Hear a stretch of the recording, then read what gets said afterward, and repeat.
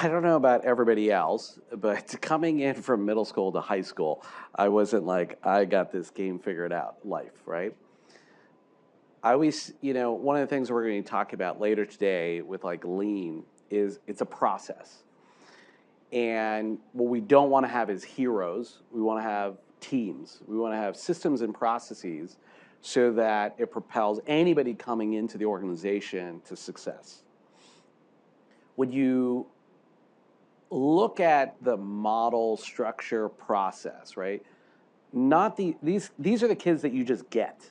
These aren't the kids that you've recruited from around the country to build the best team from that standpoint. Walk us through. You've got stronger players, you have weaker players, you have people in certain positions, but they're all ninth graders, or yeah, eighth grade coming into ninth and then coming up through the ranks. And how do you make a team? I always look at this, to some degree, it reminds me of John Wooden, right? UCLA's like incredible.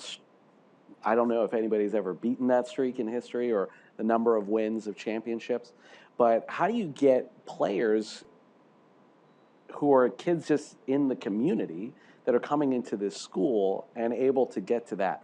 Walk us through kind of the mindset. How do you build the process, the systems, the culture to get any kid? That doesn't mean everybody's going to be a champion, right, but how do you get it where there's that level of consistency at that high of a level?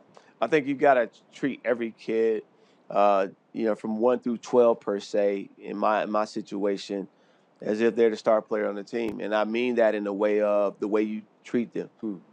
Kids understand that. They understand, and people in general know when they are cared about. When you have something for them, meaning in the realm of you have a genuine concern about their well-being.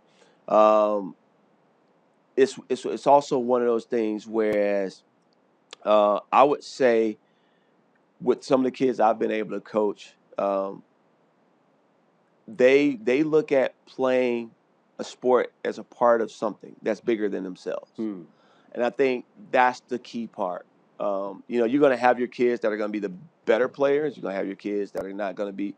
But I tell my players all this: I will not treat you all the same, but I will treat everyone fairly. And I mean that by the aspect of this kid might need a little push. This kid might need a little pull. But you have to be able to do that with each and every one of them. And so navigating through how to get to that part of that kid that will get the most or the maximum amount of effort out of them, regardless of their talent level, is the most important thing as a coach and as a leader.